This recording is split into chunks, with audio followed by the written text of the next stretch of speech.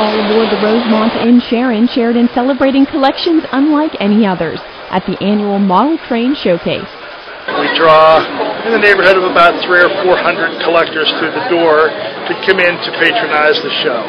Some people have layouts where they actually operate the trains that they own. Some are just collectors and store things in boxes and on shelves.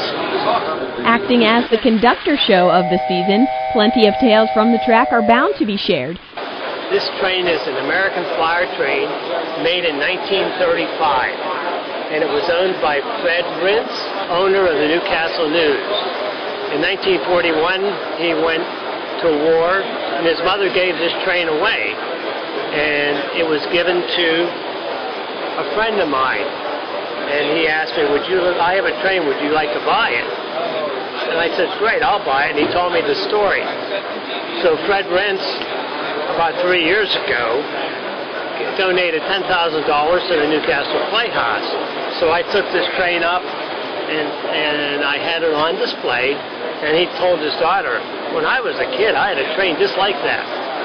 So during the ceremony, they talked about Fred, and they said, by the way, this train now owned by George Orr was Fred Rentz's when he was a boy. And so for the rest of the evening, Fred couldn't keep his eye off of this train.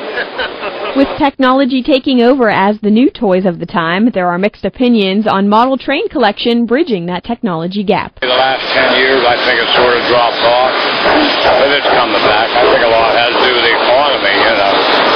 People say, well, I'm not about to get started in train collect today because it costs so much money. But if they look around, there's some good starter sets for reasonable. You know, you can have a nice layout, not spend the arm and the leg to get it. In the last few years, it's really coming back. Now, 3 years ago when they made the movie The Polar Express, Lionel made a Polar Express train. And it became the most sold train that Lionel ever had. Now, this year, they're coming out with Harry Potter, Hogwarts, so that's going to be a very popular train with the kids. In Sharon, I'm Pamela Marlowe for the County Line.